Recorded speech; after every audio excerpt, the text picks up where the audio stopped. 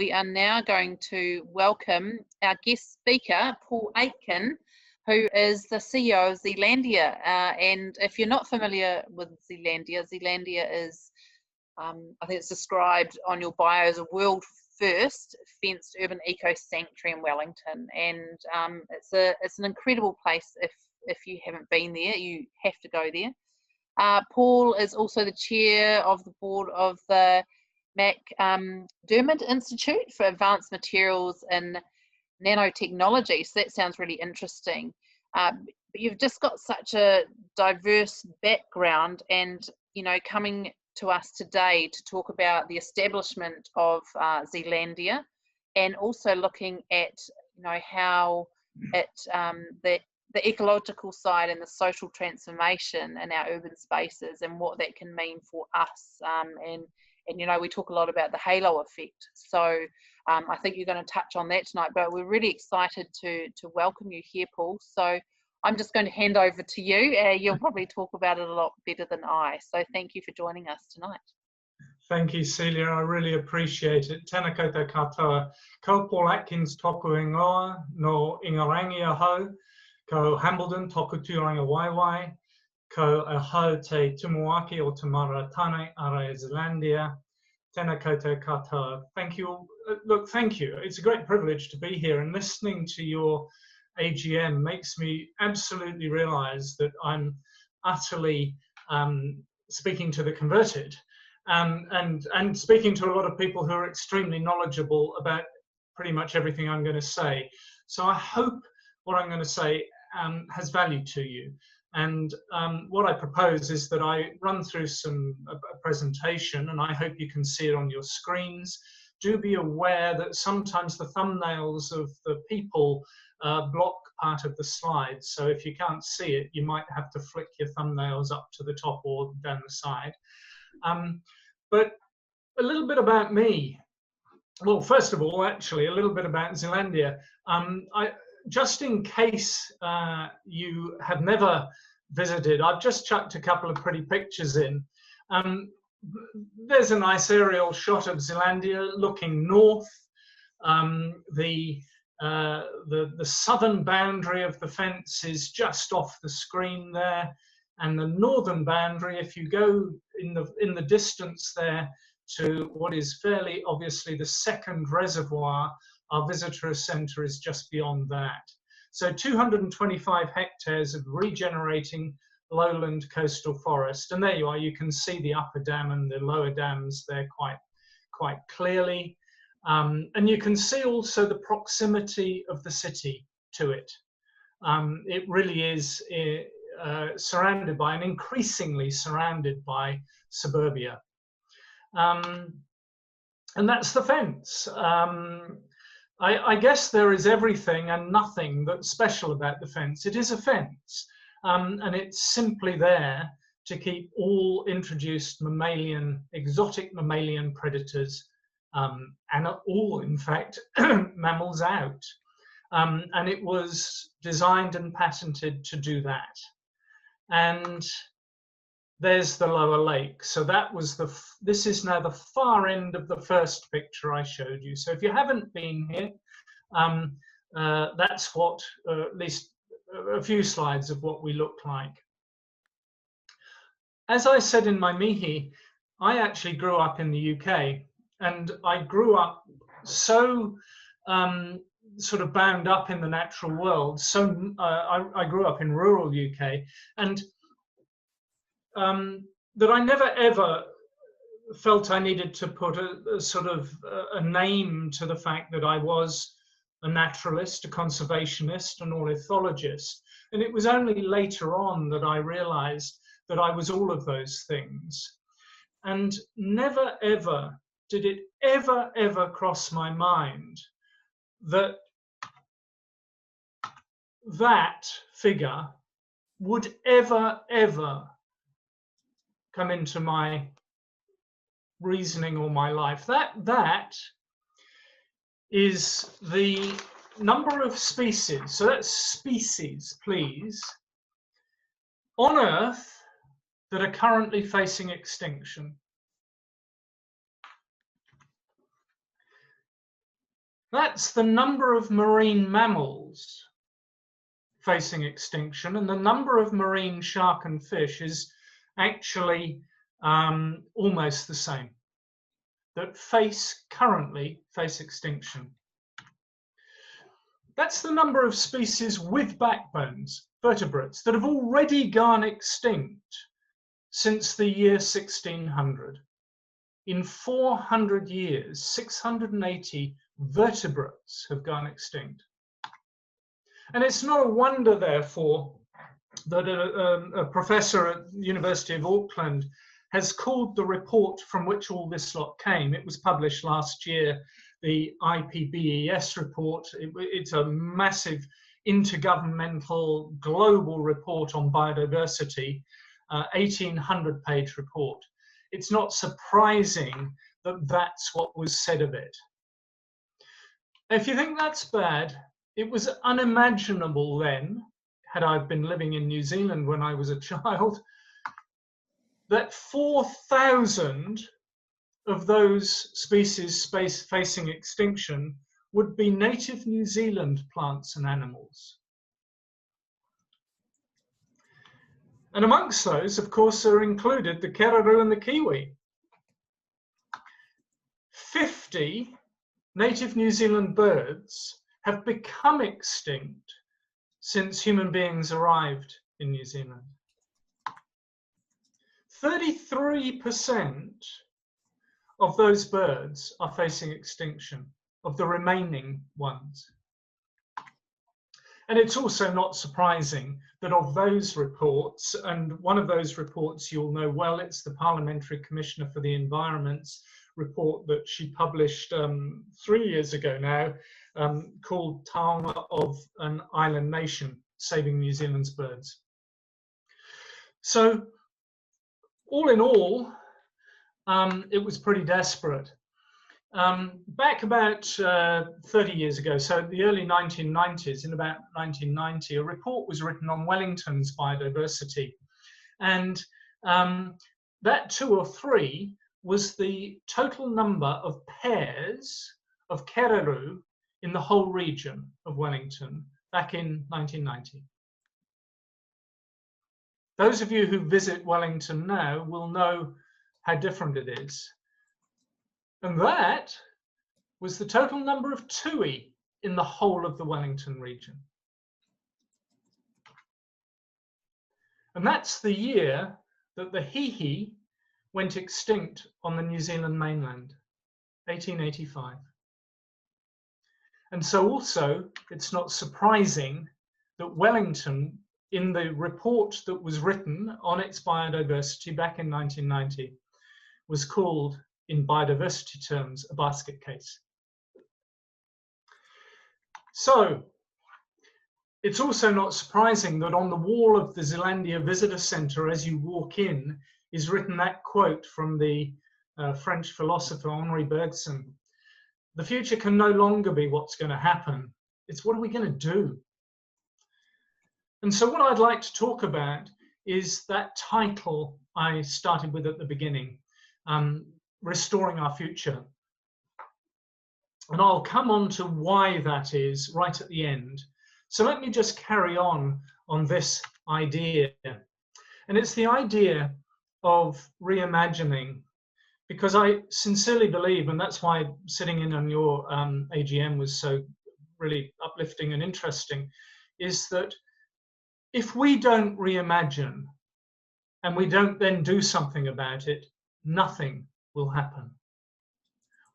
Every piece of evidence of human history is that this stuff does not get better. However,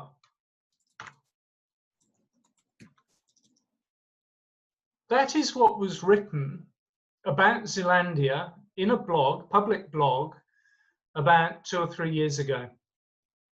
So what I'd like to do is just give you a bit of background as to what has happened as a consequence of the building of a fence, an almost 9 kilometre, 8.6 kilometre predator-proof fence around a couple of reservoirs in almost the middle of Wellington.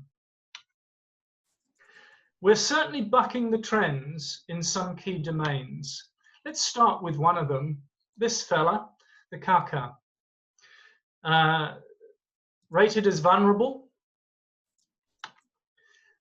in right up to the year, well, in fact, right up to pretty much the early 2000s, 2002 to be exact. That's the number of kaka in, well, pretty much the whole of North Island, actually, but certainly in the Wellington region, absolutely zero. And Zealandia brought about 11 birds back in 2002, and then a few more back in 2004. And so by 2005, there were a number that were seen flying around. These were doing 5-minute bird surveys, flying around the city. Another 5 years later, look what had happened. 5 years after that, and indeed today, look at what's happened. We gave up banding, individual banding our kaka when we got to just over 1,000 fledglings that we'd banded.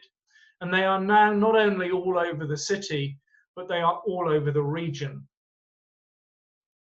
Flying up to Pukaha Mount Bruce now. There you go. That's the progression.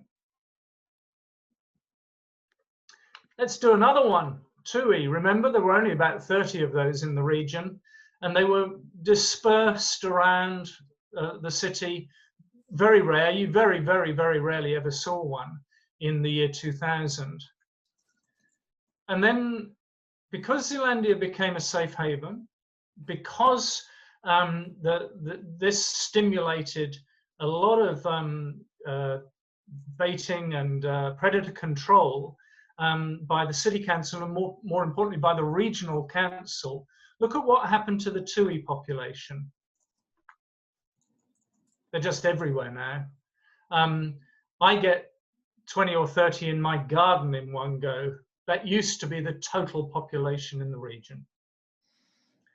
So, and here's another, what I think is a much, much cooler indicator. These fellas, the tieke, the saddlebacks, went extinct on the New Zealand mainland well over 100 years ago. The last remaining population of these birds was found on one small offshore island north of Auckland, actually in a similar vein to the hihi. And in fact, if that offshore island hadn't have just fortuitously been rat-free, we wouldn't have hihi or tieke anymore either. They would have gone the way of the moa. But the fact is that that island was rat-free, and so these birds survived. We reintroduced them in the early 2000s back into Zealandia, the first time they'd been back on the New Zealand mainland for all that time. And since 2014, they've been nesting and breeding in Pole Hill Gully, which is an area of predator-controlled, but it's a mountain bike park. It's a dog walking park outside of the Zealandia fence. And for me, that is an enormous indicator of the potential for enriching biodiversity. These birds are not strong flyers. They tend to spend most of their time near the ground. So they're very, very susceptible to predation. And what an incredible indicator it is that the halo effect is enabling these birds to actually breed outside of a predator-proof sanctuary. So we have gone really in around about 20, 30 years, which sounds like a long time, but really it's not at all. From being described as a basket case to last year being described as the greatest place. And that was the accolade that we got from Time magazine last year as one of the top 100 greatest places in the world. Now, I don't say that in any way to be boastful. I honestly don't. I say it to indicate what is achievable. And that's really, really, really important, that extraordinary things are achievable. And so we see our role as, sure, we have a predator-proof fence, and we have inside that an amazing regenerating lowland coastal forest with all the biodiversity that goes with that. we actually see ourselves as being transformers of the social norm. And we are radically changing the way people connect with nature. And one of the most radical transformational things I think we have done, besides that of the biodiversity inside a sanctuary, is we've transformed the way people in and around the Wellington region think about and connect with and engage with the natural world. And I think that is possibly one of the most significant impacts that we've been able to have. It's that re-evaluation of what matters to us. So the question arose to us several years ago is, can we do this in other ways? And so coming back, Celia asked me to talk about the halo. Well, one of the projects that we initiated about 3 years ago now is called Sanctuary to Sea, Kia Moriora te Kaiwharawhara. So this is the Kaiwharawhara catchment that actually has its headwaters in Zealandia. The two dams that you saw in the picture are the headwaters of this catchment. And the picture that you've got in front of you there is that Kaiwharawhara catchment, and it goes right the way down to Wellington Harbour and pops out just at the harbour, just north of where we are. So what we said is, well, given that what we're doing is, and it is a beautiful catchment in places. That is one of the most beautiful open air stretches. However, it goes under that. It goes through that. And we still do that without a lot of consideration about sediment runoff into the waterways.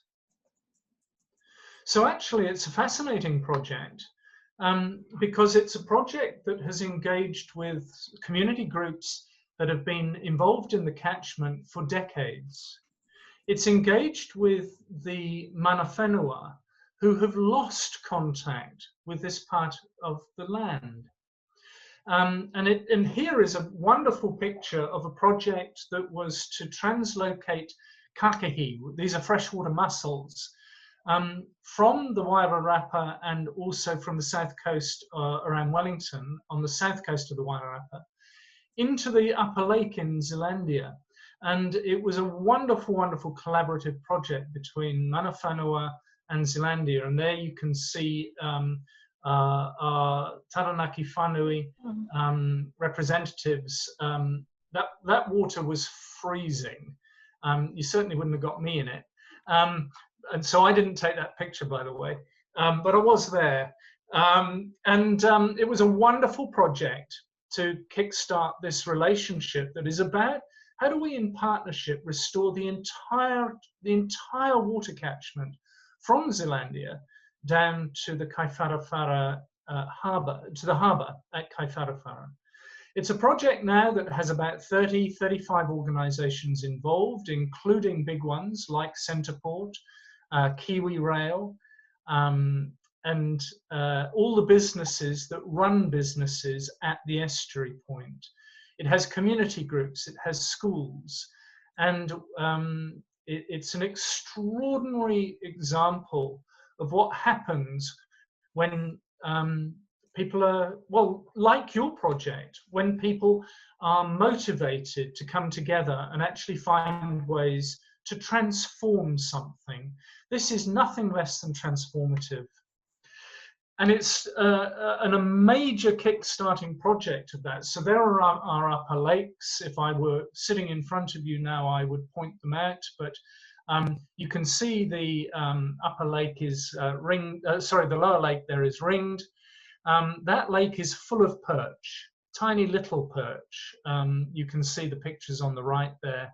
It's an extremely unhealthy ecosystem, and one of the last major restoration projects we're doing inside of the sanctuary, apart from addressing the pine trees there, is to remove all those perch. It was a project that would have been pretty much finished by now had we not have had a lockdown. So this time next year we will be completed. It's seasonally dependent, so we will run it again next year. But this is the headwaters of the entirety of that catchment. If you go down at the bottom of that picture, that is the outflow from the lower lake that goes all the way down to the harbour. So we're investing a massive amount in this restoration, and it is an extraordinary project. Probably the most important thing about this project is this. We have to welcome people into this process, not just from the perspective of nature lovers who would like to see tuna, long-finned eels migrating back up that waterway into the lakes of Zealandia, but actually because we live here. This catchment is utterly through suburbia. This is where people live. So what we're finding worldwide now is what's been termed the extinction of experience. There's less space for nature and there's less time for nature. I rather like that picture. There's certainly less space for nature. You see that in every development. You see it everywhere. You see it less so actually in our cities around and our towns around New Zealand compared to lots of other places. But I mean, of all the sections that are now being built on in Wellington, the houses fill up the section. There's no place for trees or anything green. So the less space for nature is a very, very real issue. But the less time for nature is also an extremely important issue. And, we all know that that picture is not contrived. We didn't get half a dozen young people there to sit and lean against a railing so that we could take a picture of them.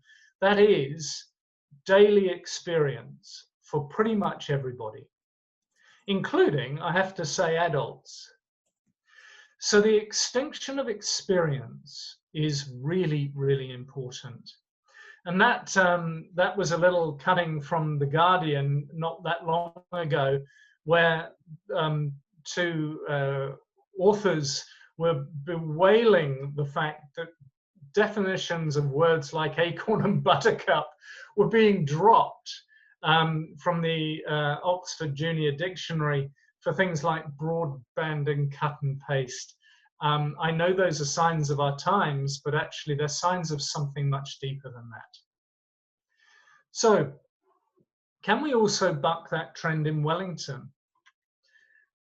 This is some up-to-date research that the person that you could have had along to do this talk, Dr. Danielle Shanahan, who's the Deputy Chief Executive and Director of our Centre for People and Nature, her research is about the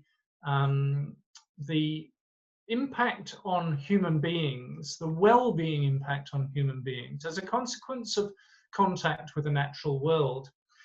Several years ago, she wrote a really interesting article called The Nature Dose. It was actually an academic paper she wrote that was published in Nature Journal. If you want to read it, do look it up. Just Google Nature Dose in the Nature Journal and you'll find it, Danielle Shanahan. Her work is looking at the impact of nature on people in cities. And here's some work she did just in the last few months looking at Wellington. It's kick-starting a longitudinal study on the changes in human health in Wellington as a consequence of increasing biodiversity, particularly bird life. Probably the only city in the world where we can say that native bird life is increasing in its diversity. So there we go. What that's showing is the amount of time. It's asking the question, do you spend more or less time in nature than you did as a child? 58% of people said less time, and you can see 21 more time and 21% about the same.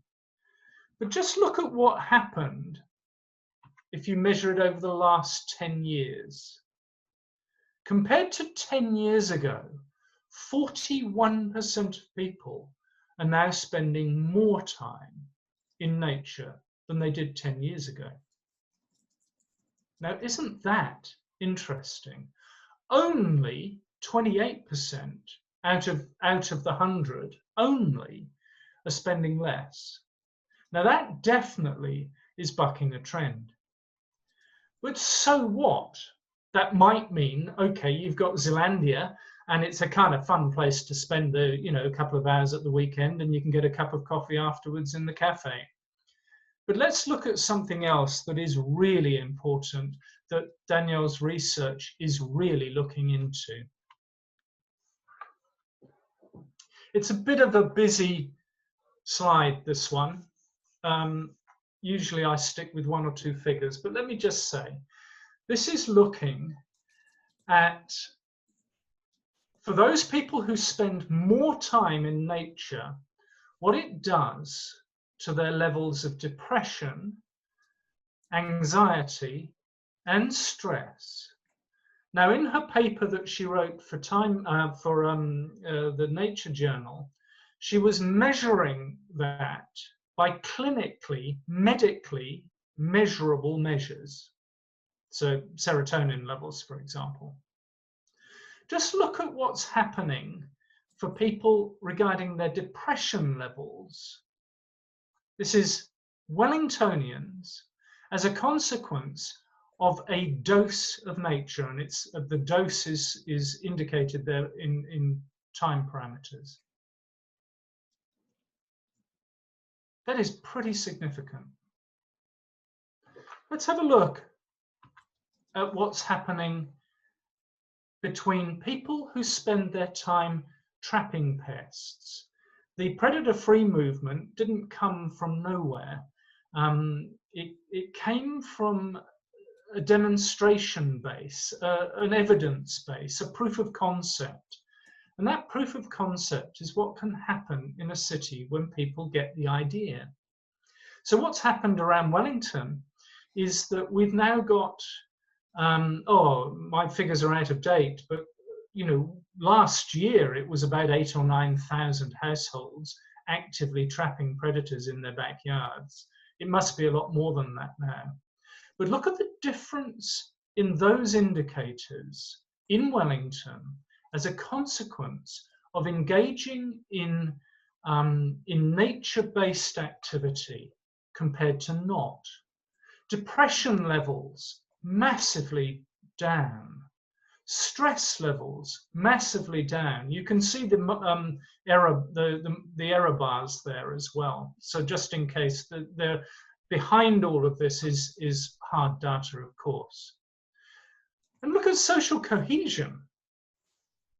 These are extraordinary figures that are not about how many TUI there are in our city. They're about how well we feel. And it's actually as simple as that. We are feeling better. We are actually healthier as a consequence. Now, this is kick-starting a longitudinal study that will go over, we hope, many, many years, that will be able to show, for the first time ever, in a real-life situation, in a city, that increasing contact with nature, increasing biodiversity, can have this extraordinary impact on the well-being of people who live in that city. We've seen it in the negative. It's possible to measure this in the negative all around the world because our cities are being concreted over, because the extinction of experience is increasing in most of our cities. But we've never been able to measure it effectively in a capital city in the world where the reverse is happening. How impactful is that? And there we are. We're backing the trend, and sorry to keep talking about Wellington, but I think it's important that I give you a case study that has data behind it. So this is this is some of the change that we've seen. Around half of all Wellingtonians participate in some form of environmental volunteering now. 61% encounter a tui almost every day. I just remind you that there used to be 30 tui in the whole of the region 30 years ago. It's not surprising we didn't see any birds. There weren't any. 36% of Wellingtonians spot kaka around their homes at least occasionally now. So rather than the extinction of experience, our children are now growing up with this as being part of their normal experience. And they're growing up understanding that in order to have this normal experience, we have to work at it. We have to care about it. We have to actually do something about it. All of that stuff is backed by data, and I don't have time to go through huge amount of detail now. But if you do want to know more, then please just drop me an email, and I'm very, very happy to share slightly more detailed reports on all of this stuff, or links to things. That's a quote from Thomas Lovejoy, a professor from Virginia in the States. Recently quoted, I think it was last year, year before last, anyway, recent history. Humanity unwittingly is attempting to throttle the living planet and humanity's own future. So really, in kind of drawing this to a close, what I wanted to do is just bring us back to a couple of things. We're not talking about something that is simply philosophical, that is simply conceptual. I say to people in Wellington all the time when I speak to them, if I mess up things in Wellington, I live here. This is my home. I'm messing it up for me as well as everybody else. So in caring about it, I'm kind of doing me a favor because I live here. This is my home.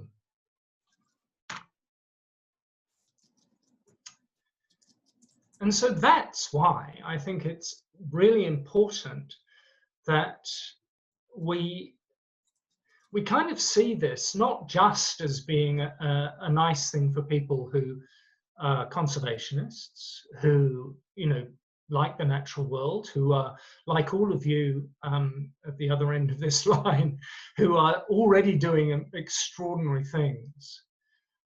It's actually restoring humanity's future. Therefore, it is really important that we engage with it. It's really important that we seek not only ecological change and transformation, but that we actually seek social change and transformation as well. I'm going to stop there because I realize that I've completely come between you and your dinner, your glass of wine, your, in the way we're going, your sleep. I'd be really, really happy to answer questions, really, really happy to enlarge on any of this if you'd like me to. But Celia, I'll pass back to you, and just thank you all very, very much once again for the opportunity to spend a few moments talking to you. Thank you, that was awesome. Yeah, fantastic. Thank you so much, Paul. Before I thank you officially, are you able to hover over my photo and then click the little 3 dots and pass over the hosting to me again, please? Yes, I am, and there you go. Fantastic. Thank you very much. That's great.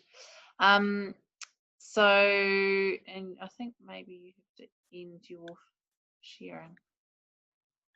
Yeah, if you finish your sharing, or can I do that? Can you do that, Celia, so that I can see everybody again?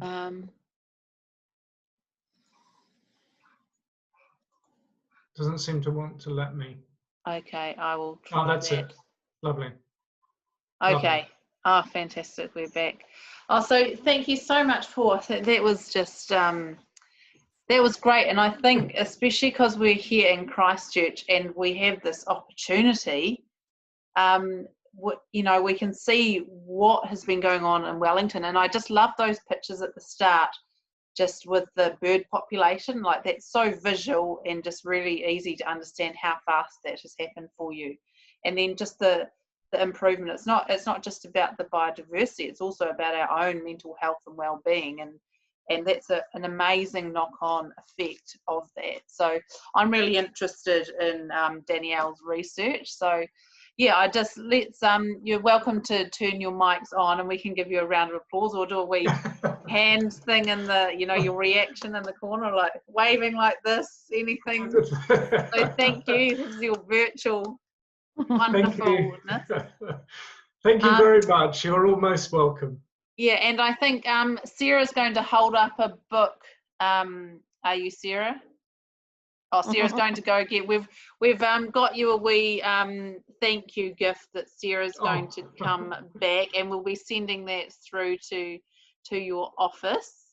I think Sarah's coming back with it. Oh, fantastic! Yeah, thank you so much. Thank you, Sarah. It's a natural history of our local area here in the Port Hills and fabulous. So we hope you That's enjoy very, that. very kind of you. Thank you very much. Oh, we appreciate your time. Now I'm going to open up. Are there any questions? Maybe just raise your hand and I can. Yeah, Colin, go for it. Well, I typed out a kind of thank you, Paul.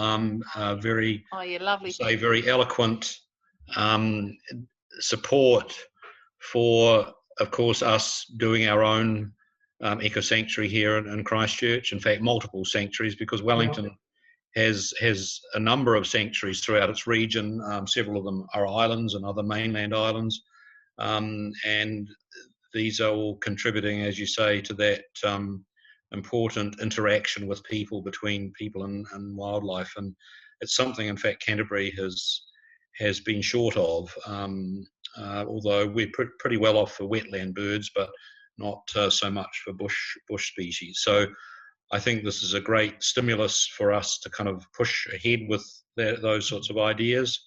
And as I say, we look forward to you coming down to maybe turn the first sod of the fence.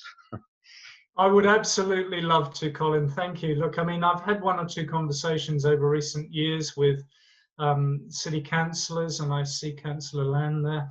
I still am in dialogue with one or two other people. And look, I think it is such exciting work that you're all involved in, and, you know, good on you. You know, keep going. Somebody's is it Ashley? Ashley. Yeah, that's me. Yeah. Thanks, Ashley.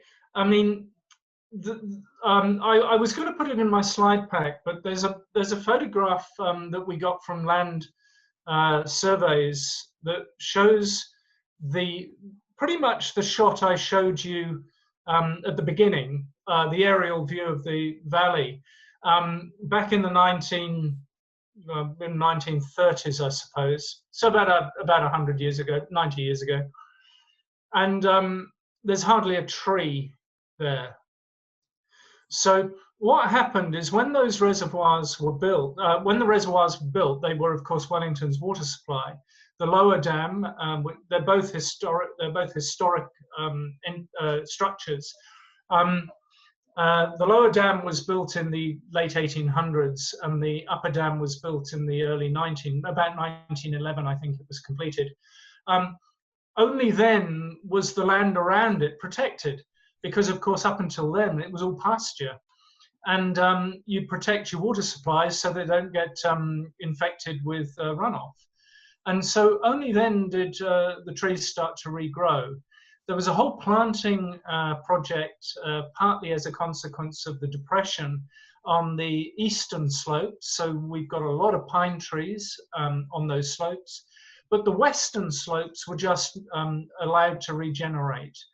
But of course, the things we're missing in there, to answer your question about how much has been restored, were all the native hardwoods, totara, rimu, you know, all rata, all of the matai, you know, sorry, the list, all the big stuff that forms in mature forests the high canopy. And so one of the things that's been happening over the last 20 years is a massive amount of planting of that stuff. The reason why Zealandia has a 500-year vision is because it takes that long for that stuff to grow. And it's actually as simple and as difficult as that. Yes, lots and lots of restored bush, but it takes a very, very long time to grow. I hope that answers your question, Ashley. Yes, it does. Thank you. I visited once. It would have been in the late 1990s when it was still called Glory Wildlife Reserve or whatever it was called then. And I can remember. I mean, I can remember seeing kaka there then, but I just couldn't remember what the vegetation was like then. And so I just wondered, you know, obviously, in the Avon Otakaro River corridor, there's very little native bush at all. So it was just quite interesting to hear that. I didn't realise that, you know, 90 years ago there was very little around. Oh yeah, the whole of the eastern slope actually would have been just denuded completely. I think what's also interesting, I visited Tiri Matangi about 20 years ago now, and it was very, very young bush, very young indeed, and it's now dense, big, you know, it's great cover. So some of our native trees grow very quickly and will create really, really nice dense bush quite quickly. So where you've got situations where you've got, you know, beautiful waterways, it is quite possible for those to become quite densely bush covered in 10 years. But what you won't have is the stuff that creates the high canopy.